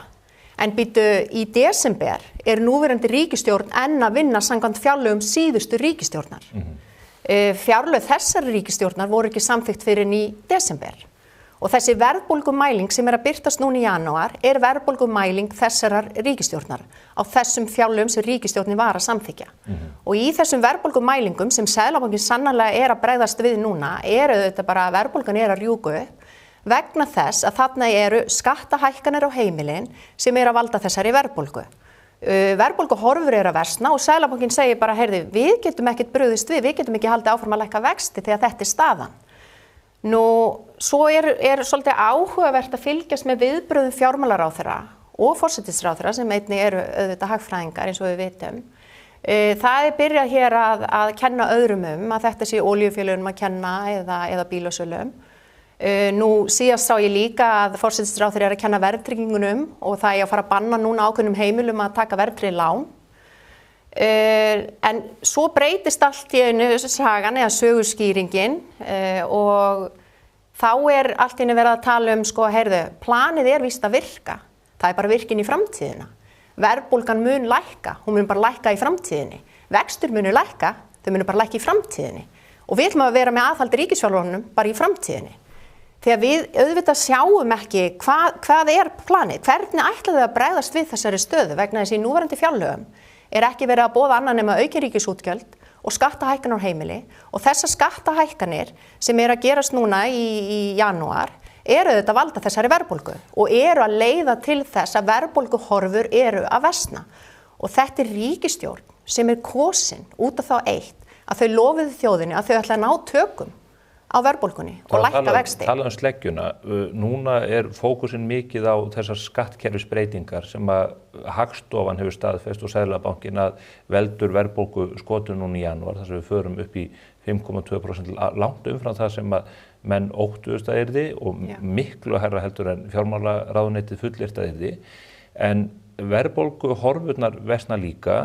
Það ekki meira tengt því að þau hafa mist tökin á ríkisútgjöldum? Þau auka ríkisútgjöldum 9% milli ára, yfir 140 milljarða og segja, þessi hækkun hefur ekki þau áhrif að það muni hafa áhrif á eða valda óstöðuleiki verðlagi. Mér fannst Seðlabanki verið nokkuð skýr á vaxtaákvörðun á fundinum og sérstaklega var að Seðlabankastjóri sem að sagði einmitt þessi skattahækkun og þessi hækkun á vörugjöld og heimili að koma versta tíma vegna þess að þetta hefur auðvitað líka áhrif á horfurnar og væntingarnar sem og líka auðvitað alveg rétt eins og þú ert að segja, það ekkert aðhald að sjá í ríkisfjármálunum. Þannig að það auðvitað staðan ekki góð, horfurnar að versna og auðvitað þurfti Seðlabankinn að staldra við og gat ekki lækkað vexti og hefur í raun bara sagt að það bara að vega og meta hvernig staðan í vor og svo auðvitað líka við að sjá það að forsenda ákvæði kjarasamninga í hættu. Við að fara að sjá einhver átök á vinnumarkaði, ég vona svo sannarlega ekki. Það stefnir það ef að verðbólgan fer ekki niður. Já, ég held að ef þú horfir á ríkisfjármálin þá sennilega 100 milljarðar af þessum 140 bara launahækkanir. Og atvinnulífið var að taka á sig allt 3,5% núna áramótin sem ábyggilega svona 150 milljarðar, eitthvað svoleiðis, með að ríki sem 40% af vinnumarkaðnum sem ég held að sé, eða hefði opinbera í það heila og það þarf auðvitað að afla fjár fyrir þessu og þetta auðvitað drifkraftur verðbólgunnar. Það þessi gengdarlausu launahækkanir og tilraun til að auka kaupmátt í landi sem ekki að vaxa. Ef það engin hagvöxtur núna, þá ekki þetta að borga meira af launum nema bara að hækka verðlag og það það sem við erum að gera. Þetta nú ekki flóknara en svona. En það engar líkur á að við náum þessari sátt. Sólveig Anna Jónsdóttir formaður Eflingar var hér í síðustu viku og hún sagði, sveitarfélögin sömdu við kennarana þannig að þeir fengu tvöfalt meira við og ég mun sækja þar hækkanir, ég get ekki annað. Þetta vítarhingur sem verður ekkert slegið á. Nei, og þetta vítarhingur sem við erum auðvitað bara búin að sjá í gegnum okkar íslenskar hagsögu. Það ríkir ekki sátt á vinnumarkaði það hvernig ef að það ákveðin hópur eins og með kennara, það var auðvitað farið í miklar hækkanir þar, svona einhvers konar leiðréttingu inn á borgun og við erum núna í virðismat eða meta kennara. En það á þeim tíma, þegar við vorum í þessum viðræðum, þá virtist verið eins og væri sátt í samfélaginu að fara þessa leið. En það vissulega rétt að svo kemur Sólveig Anna hér og ræði það auðvitað mun ég sækja þessar hækkanir fyrir minn hóp. Og það það sem við erum alltaf að sjá að við erum ekki sammála hvernig við ætlum svolítið að dreifa verðmætunum. En samt sem áður erum við sem þjóð, við óskum þess svo heitt að ná tökum á verðbólgunni og sjá vexti lækka og þetta auðvitað gríðarlegt hagsmunamál fyrir heimilin. En á sama tíma gengur það auðvitað ekki að við séum að hækka hér laun langt umfram eins og Hermann segir, verðmætasköpun í samfélaginu okkar og langt umfram það sem við sjáum í okkar nágrannaríkjum. En eitt eru kjarasamningarnir, hitt launaskriðið sem eru umfram samningana, launaskriðið mest hjá hinu opinbera meira segja, sem ætti nú að vera með báðaskó bundna hvað það varðar út frá kjarasamningum, en atvinnulífið líka segt þetta að það hefur verið nú erum við að sjá aukið atvinnuleysi, uppsagnir víða, hópuppsagnir og annað, hafið trú á því að það ástand kæli þetta umfram launaskrið, það að segja sem að það kannski útskýra fyrir fólki, eru launahækkanir umfram það sem samið við samningaborðið í Karphúsinu? Já, ég held að ef við horfum bara á síðustu 10 ár, þá hefur hagkerfið verið að vaxa jafnt og þétt. Kaupmáttur vaxið meira en nokkuð staðar í veröldinni og nú svo komið að íslenskt launafólk bara í efstu 5% í heiminum yfir góðan kaupmátt. Þetta hefur við fjármagnað með vexti í ferðaþjónustu og þetta vexti í fleiru, hátækni og ýmsu fleiru. Núna bara svona smá hikst, túristum virðist ekki vera að fjölga og það byrja að fækka fólki, fyrirtæki sem ekki geta lengur staðið undir launahækkunum, fækka þá störfum, það bara eðli hagkerfisins. Þannig ég sé fram á það að ég held að þetta ár allt verði tímabil svona þess að störfum fækki og menn ráða ekki störf sem losna og svo framvegis. Þannig að kælingin byrjuð, svo bara spurningin verður hún undir einhverju stjórn, verður þetta svona tiltölulega kontrollerað kælingaferli eða missum við þetta eitthvað á höndunum og menn fara í panik og fara að segja upp í stórum stíl.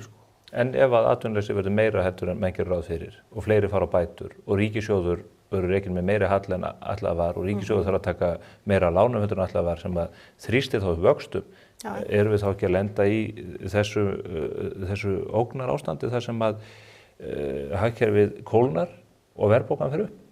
Jú, hættan auðvitað svo og við horfum fram á þá bara mjög hátt vaxtastig á sama tíma og við erum auðvitað að sjá afleiðingar þess núna, atvinnuleysi að aukast og það auðvitað bara staðreynd að ef við erum að hækka svona laun langt umfram það sem að hagkerfið ræður við, að þá auðvitað afleiðingin, annars vegar verðbólga, það að segja þetta smitast út í verðlagið, nú eða þá einmitt að það þarf að hagræða og segja upp fólki. Og þetta auðvitað bara afleiðings þess og við erum alveg að sjá það að það svona merki þess efnis að hagkerfið á kólna og ein skýr merki þess efnis auðvitað bara atvinnuleysið og svo það auðvitað slaki í hagkerfinu. Seðlabankinn segir að verðbólgan, ólíkt því sem að forsætisráðherrann hefur fullyrt, verðbólgan sé á breiðum grunni, þar sé hún sé að birtast víða. Við sjáum mjög skýr dæmi frá hinu opinbera, þar sem að opinber veitu fyrirtæki, pósturinn og aðrir að hækka sínar verðskrár ekki yfir verðlagsbreytingum heldur margfalt í mörgum tilvikum. En svo kemur fjármálaráðherrann og segir, já, þetta verðbólguskot núna í janúar, þetta aðalega olíufélögunum og bílaumboðum að kenna. Hermann, þú ert í raunhagkerfinu, þú ert að selja smurolíu og koppafeiti og hvað þetta heitir og þú ert fyrir forstjóri olíufélags. Þannig að útskýrum fyrir okkur, hvað sýna tölurnar fyrir? Eru menn að smyrja núna við þessar kerfisbreytingar ofan eldsneytið? Svona almennt séð á eldsneytismarkaði þá ef að samkeppnin ekki mjög virk að þá komast olíufélögin upp með það að vera með hærri álagningu í ár heldur en í fyrra. Þau reyna að bæta svona verðlaginu við og ef að verðlagið búið að vera hátt þá reyna menn auðvitað að ná meiri álagningu og það bara samkeppnin einn sem getur snúið þeirri þróun við. Við sjáum kannski Costco besta dæmi það, þeim tekst betur en öðrum að vera með lágt verð á eldsneyti. En það má heldur ekki gleyma þætti eins opinbera. Nú búið að keyra þessa kolefnisskatta upp úr öllu valdi. Það auðvitað dregur mjög úr getu félagana til þess að lækka eldsneytisverð. og þetta kolefnisgjald, við sjáum þetta þvælast núna fyrir skipafélagunum, uppgjör Eimskip sem nýkomið var ekkert beysið, uppgjör Icelandair sem var að koma, þeir eru í tapi og tapið svona helmingurinn af öllu kolefnisköttunum sem félagið átt að greiða. Þannig ég heldur séum komin algjörlega út í skurð í þessari viðleitni til þess að Ísland bjargi heiminum með því að íslenski neytendur borgi sífellt hærri gjöld. En komumst við eitthvað undan því? Við erum inn í EES-samningnum og ef menn segja að það þarf eitthvað endurskoða EES-samningi þá hrökkva menn við og segja hvað ætlið að eyðileggja íslenskt hagkerfi og við erum að hafa aðgang að innri markaðnum og ef við tökum ekki þátt í þessu umhverfisverndarfyllirí þá verður okkur bara skóplað út. Já, við sjáum nú þekktan forseta Bandaríkjanna að segja bara sorry, við erum ekki með. Já, en þeir eiga 11 flugmóðurskip en við ekki neitt. Nei, en það enginn að koma til Íslands með her til þess að innheimta kolefnisskatta. Ég held að menn ofmeti það og séu alltaf smekir og hrættir það að tala bara raunveruleikann eins og hann Já. Og þetta bara gengið og langt og það verður ekki Ísland sem bjargar heiminum, það alveg fyrir sér. Af því að stórríkin ekki að taka þátt í þessu. Nei.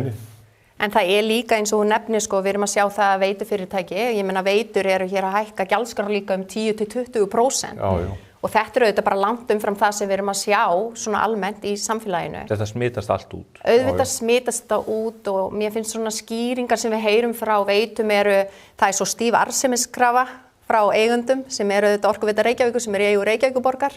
Og Reykjavíkurborg þarf á arðgreiðslum út úr Orkuveituna að halda bara svo þið fara ekki á hausinn. Já, og veitur hafa verið að greiða arð þarna eitthvað 15 milljarða á síðustu 5 árum. Og svo önnur skýring á þessu að það svo mikla fjárfestingar framundan. En það hefur alltaf legið fyrir og við höfum auðvitað ekki að fjármagna fjárfestingar í gegnum gjaldskrárhækkanir á heimilin. Og svo finnst mér líka þessar skýringar sem veitur koma með að þetta sé bara mjög eðlileg hækkun í ljósi þessa en þá horfum við til þess að 80-90% hagnaði Veitna hefur verið að fara í formi arðgreiðslna til Orkuveitu Reykjavíkur sem svo auðvitað líka endar svo hjá Reykjavíkurborg. Þannig að ég mótmælti þessu bara líka fyrir hönd Kópavogsbúa því að við erum auðvitað að greiða, við erum að taka á okkur þessar gjaldskrárhækkanir og tökum þá þátt í þessum arðgreiðslum til Orkuveitu Reykjavíkur. Mér finnst að við eigum að sýna svona frekar bara beita opinber fyrirtæki hvort sem eigu Reykjavíkurborgar á vegum ríkisins eða sveitafélag, við eigum auðvitað ekki að vera að hækka hér gjaldskrár 10-20% þegar við erum að glíma við svona verslandi verðbólguhorfur og háar verðbólgutölur. Þannig að mér finnst miður að sjá þetta og sérstaklega á tímum sem þessum og maður hefur sér fordæmi þess efnis þegar einmitt veitur hafa verið miklu fjárfestingum að þá var staldra við með arðgreiðslur úr fyrirtækinu og það var bara gert á árunum 2014-17. Þannig að mér finnst svona skýringarna sem við erum að fá ekki alveg standast skoðun og ég hefði viljað sjá veitur endurskoða þessar gjaldskrárhækkanir. En þetta ekki bara opinberu aðilarnir. Þegar að Seðlabankinn segir þessi verðbólga á breiðum grunni, þá þetta líka verið að vísa til einkafyrirtækjanna. Það eru fyrirtæki sem að segja fólki núna. Ekki óhjákvæmilegt í ástandi þar sem að laun hækka eins og þau gera og menn að horfa til þess að hagræða í mannauðsmálunum að menn skrúi upp verði líka? Jú, ég meina þetta svolítið eins og að reka hljóðver. Þú ert með risastórt takkaborð og þú ert með 300 hnappa og þú ert að reyna að snúa þessu öllu, þú ert að djögla með verðin, þú ert að djögla með kostnaðinn og mannaflan og kunnana og afslættina og þetta ótal breytur sem að fyrirtæki í verslunarrekstri allavega eru að glíma við og svo þarf að koma út úr þessu eitthvað lag sem að heldur tóni. Þannig að það eru þetta mörg handverkin og sumt endar sem verðhækkun Byrgjarnir sendu okkur verðhækkanir í nóvember á hverju ári, hvers má vænta fyrir næstu 12 mánuði og það þarf að taka það inn í, svo þarf að reikna með þróun á gengi gjaldmiðilsins. Seðlabankinn hefur verið bara nokkuð farsæll í því að halda stöðugri krónu gagnvart evrunni sem ég held að sé mjög mikilvægt, það sé ekki mikið flögt og þannig að það er rétt, þetta eru ótal margar vikstöðar sem að skapa þessa verðbólgu og en krónan ótrúlega sterk núna sem að koma niður á ferðaþjónustunni en ef að krónan myndi gefa talsvert eftir þá myndi það kalla á enn eitt þá kemur skot. Verðbólguskotið. Hvað getur Kristrún mundaði sleggjuna fyrir kosninga? Ég spilaði það nú í upphæðu þáttanast að fræga myndband, það nú verið að fjarlægja þá sumum rásum á netinu en öðrum ekki af einhverjum ástæðum. Hvaða verkfæri hefur hún í höndunum? Einhver merki að þau sé að átta sig þó að þau beri sig mannarlega núna og geta þau gert eitthvað til þess að snúa þessari öfugþróun við? Já, auðvitað geta þau það með því bara veita, fara svona í alvöru hagræðingar í ríkisfjármálunum og þau verða auðvitað brúa þennan hallarekstur sem þau svo sannarlega hafa lofað að muni gerast 2027, en mér finnst nú ekki merki þess efnis, einkum og sérlega við erum að sjá að hagkerfið að kólna, þá auðvitað lækka tekjustofnanir. Þessi ríkisstjórn kallaði eftir tillögum frá almenningi þegar hún tók við og mér fannst það mjög klókt. Ég var mjög hrifin af því útspili hjá þeim. Ekki 3.000 hugmyndir sem bárust? 10.000 og þetta voru marga hverja frábærar tillögur. Það var, svo var blásið til blaðamannafundar, þetta var kynnt, svo hefur ekkert gerst. Það hefur ekkert gerst. Og það það sem ég á við þegar maður að lesa svona fjárlög, það svo mikil vonbrigði að sjá. Það eina sem þessi ríkisstjórn að boða eru skattahækkanir. Skattahækkanir á heimili og fyrirtæki og útgjaldaaukningu. Það ekkert, við sjáum engin merki þess efnis að það að fara eftir þessum tillögum, sem marga hverja voru mjög góðar. Og nú held ég að þessi ríkisstjórn ætti auðvitað bara að rifja aðeins upp hvað almenningur var að leggja til og ráðast í alvöru hagræðingar á ríkisrekstri vegna þess að Guðminn almáttur, það vel hægt. Við erum háskattaríki í alþjóðlegum samanburði sem endurspeglast bara í því að við erum líka með útgjöld í hæstu hæðum. Það eru tækifæri til bóta. Hvernig það hægt þegar að vegakerfið að molna niður og heilbrigðiskerfið komið að fótum fram í fjöldi starfsmanna Landspítalans með berklasmita þegar ekki hægt að útbúa bráðamóttökuna, sennilega mikilvægasta stað á Íslandi, eðlilegur garði. Maður horfir á þetta og segir, við þurfum bara miklu meiri pening inn í kerfið. Það nefnilega ekki alltaf lausnin að auka útgjöldins opinberra til að bregðast við vandanum. Við þurfum líka bara kannski að horfa inn á við. Er þetta sameina stofnanir? Getum við hætt einhverjum ákveðnum verkefnum? Spara það fjármagn, forgangsraða fjármunum með öðrum hætti? Hvernig væri að selja Landsbankann? Hvernig væri að hætta að eyða 8-10 milljörðum í RÚV sem dæmi? Þú veist, það eru gríðarleg tækifæri til hagræðinga, en við verðum þá bara að fara í þessar aðgerðir. 800 milljónir í stjórnmálaflokkana, það má spara það líka. Já. Þannig að ég held þetta sé bara svona gamaldags verkefni, það þarf að fara í hvern einasta kostnaðarlið og segja bara þetta má missa sig, þetta má bíða og svo framvegis og bara strókar út. Þetta gert í öllum stórum fyrirtækjum sem lendir í rekstravanda og að reka samfélagið ekkert öðruvísi. Og að því hún nefndi nú bráðamóttökuna, það auðvitað grátlegt að í 25 ár erum við búin að horfa á þessar fréttir í sjónvarpinu. Við höfum bráðamóttökuna, fólk á göngunum og sjúklinga í bílakjallara, sko. Hvað búið að gera á þessum tíma? Hvað hafa stjórnendur Landspítalans gert í því að laga þessa aðstöðu? Það ekki stjórnmálamenn sem eiga að stíga þarna inn og taka upp pensil og mála og smíða. Þetta auðvitað stjórnendur Landspítalans sem að mínum að hljóta að vera allir vanhæfir fyrst það ekki búið að laga þessa aðstöðu. Þetta eru allt öflugir læknar, maður veit ekki hversu öflugir eru í... Þeir ekkert endilega smiðir og arkitektar og hönnuðir. Nei, síst á öllu. Já. En það þarf nú líka að fá rétt fólk að því tægi til fylgislags við sig, frekar en hitt. Nú erum við með þessa ríkisstjórn sem hefur nokkuð sterkt umboð. Þau boða það að þau ætla ekkert að kvika leið. Kristrún segir að þetta sé einskiptismál núna, þessar mælingar í desember og janúar, meðan að Seðlabankinn segir ekki rétt. Þetta eru velti áhrif sem að munu halda áfram að koma fram í fleiri snúningum í kerfinu. Seðlabankinn búinn að slá á að við munum fá vaxtalækkanir fyrir í haust held ég held að það sé svona nokkuð ljóst að það verða að fresta því öllu saman. Þetta lítur að hafa áhrifin í pólitíkina langlundargeð almennings. Ég myndi nú halda það, auðvitað finnur almenningur fyrir þessu og það gríðarlegt hagsmunamál heimila að við náum tökum á verðbólgunni þannig að við getum séð vexti lækka. Og jú, þessi verðbólga að einhverju leyti má rekja auðvitað, eða miklu leyti, ekki einhverju leyti, til skattahækkana ríkisstjórnarinnar, þannig að almenningur bæði að finna fyrir því, þau þurfa auðvitað að borga hærri vörugjöld og þetta bara tekið úr vasa heimila, þannig að þetta skattahækkun þó að forsætisráðherra og aðri ríkisstjórnir vilja kalla þetta sem einhvers konar kerfisbreytingu. En á sama tími líka auðvitað almenningur eða heimilin að glíma við og fá á sig verðbólgu skot. En það sem að Seðlabankinn auðvitað hræddur bara einmitt þessi verðbólgu, bæði versnandi verðbólguhorfur, ekki bara út af þessum aðgerðum ríkisstjórnarinnar, heldur líka bara að við að sjá það að það verðbólguþrýstingur í kerfinu eins og við vorum að ræða hér áðan. En nú segir forsætisráðherrann á sama tíma, hún var í viðtali á Bylgjunni, spilaði nú bút úr því hérna á mánudaginn síðast og hún segir, já, horfurnar eru skárri, það er stöðuleiki í þessu, þetta er allt í góðu. Já, en þetta er einmitt þetta handrit sem við varum að ræða áðan, sko, það er alltaf verið að tala um í eitthvað í framtíðinni. Að verðbólgan, og ég heyrði að nefndarmaður í fjárlaganefnd Dagur B var að líka segja það að verðbólgan er að lækka. Nei, hún er ekkert að lækka, horfurnar eru að versna. Hér er verið að ræða eitthvað eins og verðbólgan sé að fara að snúa, að hún sé að fara að lækka í framtíðinni, en við verðum þá að sjá einhverja aðgerðir sem munu þá stuðla að því. Eins og sakir standa eru horfur að versna, verðbólga er að rjúka upp. Og það ég túlkaði ekki sem svo að Seðlabankinn væri að lofa vaxtalækkun í maí því miður. Heldur frekar, við þurfum bara að bíða og sjá. Nú ef við erum að sjá einhver merki þess efnis að forsendaákvæði kjarasamninga er í hættu, að þá heyrði ég ekki betur en að Seðlabankur var að segja þá jafnvel þurfum við bara að fara að hækka vexti. Já, hann sagði það er alveg skýrt að ef við teljum að verðbólgan sé á leiðinni upp, þá munum við hækka vexti. Þið þurfum ekki að velkjast í það eitt andartak. En ef þið gera það ekki, þá eru þeir að brjóta lög. Já, það er bæði það og svo verður líka auðvitað að passa upp á trúveruleika peningastefnu og trúveruleika þeirra. Við þurfum að trúa því að Seðlabankinn muni ná tökum á verðbólgunni vegna þess að ef þeir missa trúveruleikan að þá rjúka bara verðbólguhorfur upp, sko. Það eru sveitarstjórnarkosningar í maí, miða maí, þú ert nú að fara að taka þátt í þeim. Já. Ekki Hermann, eftir því sem ég best veit. Nei, það er klart. Ég mun kjósa.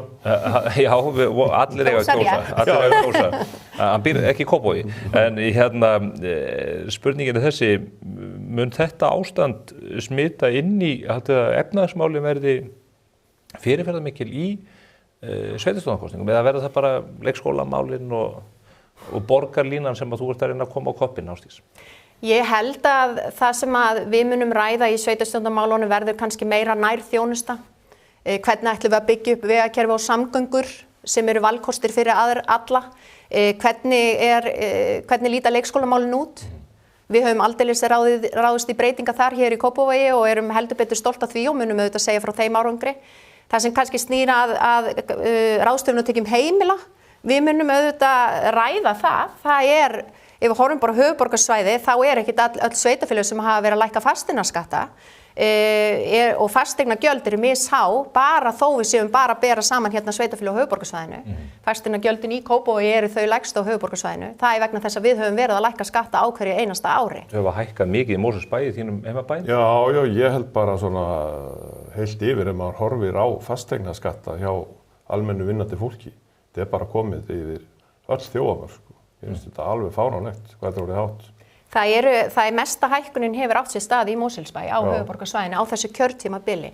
En ég held líka að bara menntamál verða svolítið líka til umræðu í sveitarstjórnum. Þetta eru stærstu málaflokkanir okkar. En drukna þessi mál ekki bara í skaflinum ef að verðbólgan heldur áfram að tikka upp og menn fara að óttast að fólk hefur flúið í verðtryggð lán hér unnvörpum á síðustu misserum. Verður þetta ekki einnig fókusinn? Drukna ekki hinn málin í þessu sem að fólk finnur beint í buddun? Jú, en auðvitað það samt þannig að það eru stjórnvöld sem að fyrst og fremst bera ábyrgð á verðbólgunni með ríkisfjármálunum sínum. Við getum auðvitað höfum við áhrif. En þetta snýr meira að nær samfélaginu. Sveitarstjórnarstigið allt öðru sig heldur en svona ef við horfum þetta á landsvísu. Þannig að jú, auðvitað ef að við sjáum svona horfunar versna og heimilin finna meira og meira fyrir því að þá mun að sjálfsögðu umræðan snúast svona stöðu heimila að sjálfsögðu. Og það gerir það. Ég myndist þess á borgarlínuna, menn eru að hefja framkvæmdir við þessa miklu brú sem að tengja saman Kópavog og Reykjavík í gegnum Nauthólsvík og Kársnesið.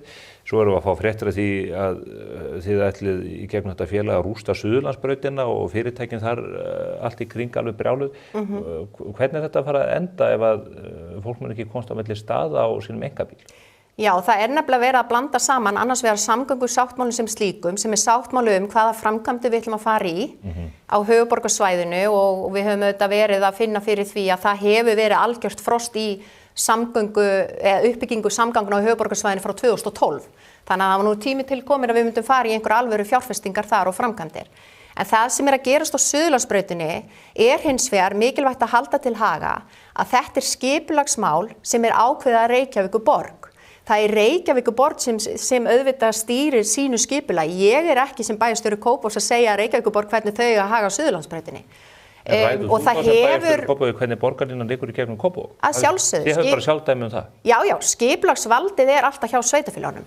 Og það verður bara að segjast þess og við horfum til Kópavogsbæjar, Garðabæjar eða Hafnarfjarðar, Mosfellsbæjar, ég þekki það kannski síður en hjá þessi sveitafélög hjá okkur, hérna nær mér. Við erum ekki að þrengja fjölskyldubílnum. Ég er ekki að sjá merki þess efnis að við séum að þrengja fjölskyldubílnum, síður en svo. Við erum að bjóða bílastæði með þeim eignum sem verið er að byggja og þannig að þetta er auðvitað bara stefna okkar í skipulagsmálum. Þetta er stefna okkar og það er engin annar að fara að segja okkur að við erum að fara að þrengja fjölskyldubílnum. Það er auðvitað bara ákvörðun hvers sveitarfélags fyrir sig. En hins vegar styðjum við það að við séum að fara í fjárfestingar á samgöngukerfinu okkar. Þannig að við erum að byggja upp göng- og hjólastíga. Við erum að fara að efla almenningssamgöngur þannig að það verði fleiri valkosti fyrir fleiri, sem sagt valkosti fyrir fleiri. En líka erum að fara í mikilvægar umbætur á bara stoppvegum okkar. Voru hér fulltrúar Viðreisnar, nú er prófkjörið þeirra lokið, Björg Magnúsdóttir sigraði þann slag, en þau voru bent á það við Suðurlandsbraut að fyrirtækinum væri ekki vorkunn, þau getur reist bara bílastæðahús á baklóðum hjá sér við Suðurlandsbraut. Já. Þú ert í verslunarrekstri, Hermann. Já. Og reyndar niður í Skeifu. Jú. Ég held að ef að Suðurlandsbrautin fer eins og tillögurnar liggja fyrir núna, að þá mun það kollsteypa þessum meirihluta í Reykjavík. Ég held að hinn almenni borgari sætti sig ekki við svona skúfuspil. Þetta er gríðarlega dýrt, þetta er gríðarlega hamlandi fyrir alla, þetta skekkir samkeppnisstöðu fyrirtækja þarna á Suðurlandsbrautinni, það rýrir fasteignaverð hjá öllum sem þar eru og þetta er náttúrulega bara eitthvað algjört fíaskó í mínum huga hvernig verið er að hugsa þetta. Þau keyra á þetta bara fullu afli? Já, keyra bara á þetta fullu afli og bera enga virðingu fyrir íbúunum eða fólkinu sem er að kjósa þetta fólk. Þannig ég er orðinn bara dálítið gáttaður, ég held að þetta myndi nú allt saman mildast eftir því sem að líður fram stundir, en það er ekki að sjá og ég held að þessi sveitafélög á höfuðborgarsvæðinu eiga nú bara fullt í fangi með að reka strætó í dag og það er meðgjöf upp á milljarða, bæði frá ríki og sveitafélögum og hvert er markmiðið með þessari borgarlínu og hverjir eiga borgarlænina taprekstur sem á henni verður, fyrirséður til eilíðar. Ég hef minni áhyggjur af stoppkostnaði borgarlínunar en þetta verður taprekstur upp á milljarða á hverju ári til eilíðar. Og hvaða fólk á rétt á því að hætta að eiga bíl og ætlast þess einhver annar borgi allar ferðið þeirra á milli staða? Ég held að þurfum að svara því. Þetta þarf auðvitað að vera valkostur en það er mikilvægt að halda til haga. Það að reka samgöngur, almenningssamgöngur er aldrei að fara að skila hagnaði. En að keyra 10 manns í 50 manna bíl er ekki samgöngur. Þetta er allan daginn. Þetta er vandamálið nefnilega með strætó í dag. Strætó er fastur í umferðinni. Við getum ekki treyst á tíðni strætó og það er ástæðan fyrir því að strætó er ekki valkostur. Og það er það sem verið er að gera. Það er verið að byggja hér upp samgöngur þannig að þessi valkostur fyrir fleiri, ekki alla.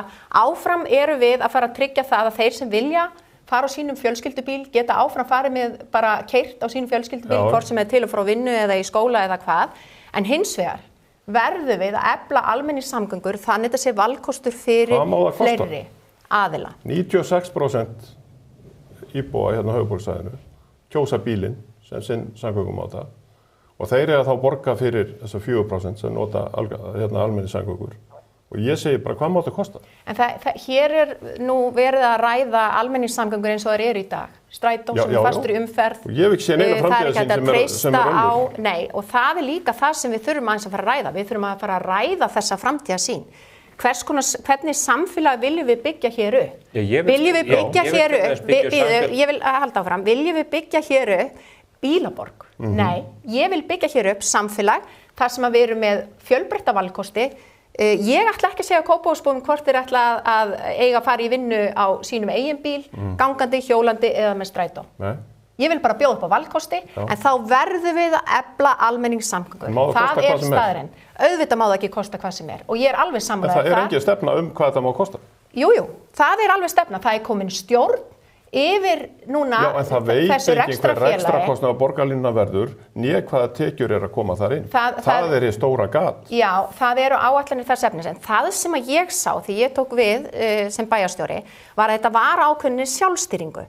Það var einhvern veginn ekki yfirleitt yfir hvað þetta myndi kosta, hvernig ætlum við að reka þetta. Nú eru sveitarfélögin og ríkið að fara að reka strætó saman. Í dag eru auðvitað sveitarfélögin bara að reka strætó. Ríkið borgar með, ekki? Það er nú bara minna, við erum að borga miklu meira, það er bara minni áttar. En við verðum bara að hafa í huga að þetta kostar, en við verðum auðvitað að gera þetta með sem hagkvæmustum hætti. Og þá skiptir öllu máli að þeir sem eru í stjórn félagsins eru þeir sem eru eigendur af félaginu. Og það er það sem við vorum að breyta núna. Við breytum stjórnskipulag félagsins, þannig að við værum meira bara með þessa yfirsýn og við verðum að veita þetta aðhald. En það er auðvitað þegar reksturinn fer í gang. Eru þessar áætlanir borgarlínuna og hvernig hún muni í raun líti út, eru þau ekki svolítið eins og með þyrlupallin á Landspítala? Það bara liggur í raun ekkert fyrir hvernig eða hvort þetta verða veruleika sem sést best á Suðurlandsbrautinni þar sem að eitt sveitarfélagi stígur fram og ætlar að kollvarpa og rústa í raun mjög mikilvægri samgönguhæð fyrir þá sem ferðast á einkabíl og verslunarrekstrinum við götuna. Þannig lítur það út? Já, ég er ekki sammála þeirri stefnu sem að meirihlutin í Reykjavík hefur verið að keyra á. Ég er ekki sammála því að það þurfi að þrengja að fjölskyldubílnum á sama tíma og við erum að byggja upp almenningssamgöngur sem virka.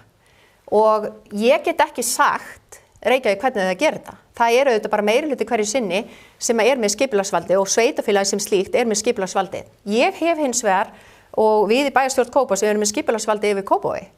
Og við höfum, okkar stefna er skýr hvað þetta varðar. Við ætlum ekki að þrengja að fjölskyldubílnum eins og við erum að sjá að gerast í Reykjavík. Og ég tek alveg undir það sem Hermann er að segja hér. Þetta er auðvitað bara með ólíkindum að horfa upp á þetta.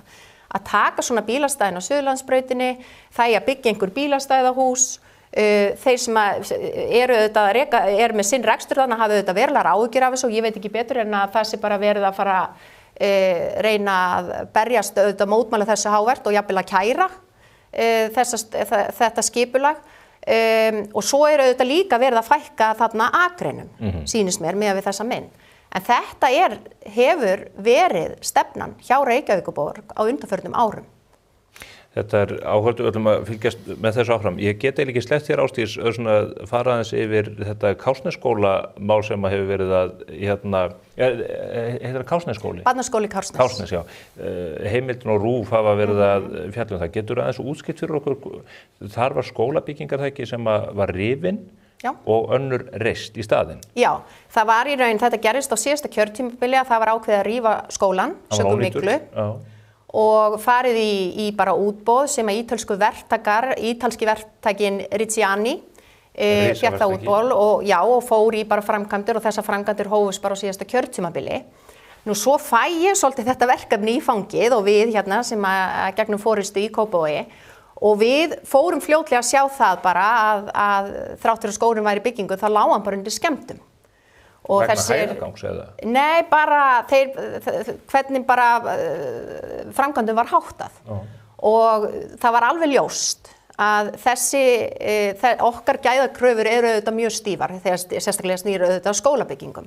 Að við urðum að grípa til ráðstafana sem og við gerðum. Við undirbyggum það mjög vel. Við fórum í riftun gagnvart ítalska verktakanum og það eru fá ef einhver fordæmi þess efnis að opinberi aðili gerir slíkt. Þannig að áttu okkur aðeins á í hvað stöðu við vorum komin. En við fórum í þessa riftun og það var auðvitað stórsigur fyrir Kópavogsbæ að riftunin var dæmd lögmæt fyrir nokkrum mánuðum síðan. Og nú erum við í að fara að undirbúa dómsmál þar sem við ætlum að sækja fullar bætur gagnvart því tjóni sem við urðum fyrir við það bara að rifta við þennan ítalska verktaka vegna þess að það vita það allir að það að grípa til svona ráðstafana hefur auðvitað kostnað í för með sér.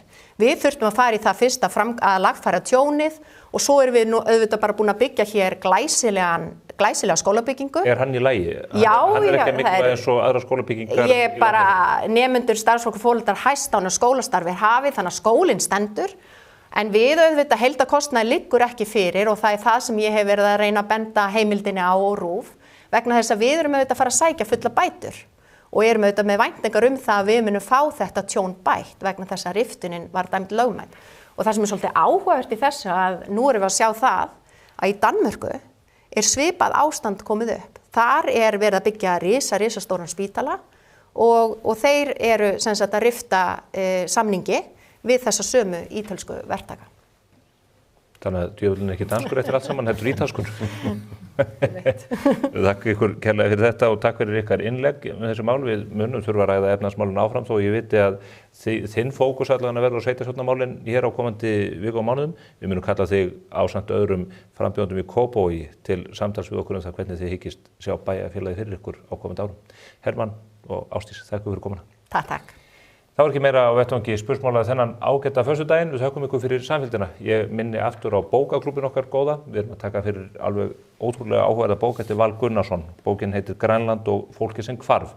Það full ástæða til að setja fókus á þessa stærstu eyju í heimi, sem þetta líka stærsti jökull, þar sé á eyju í heiminum.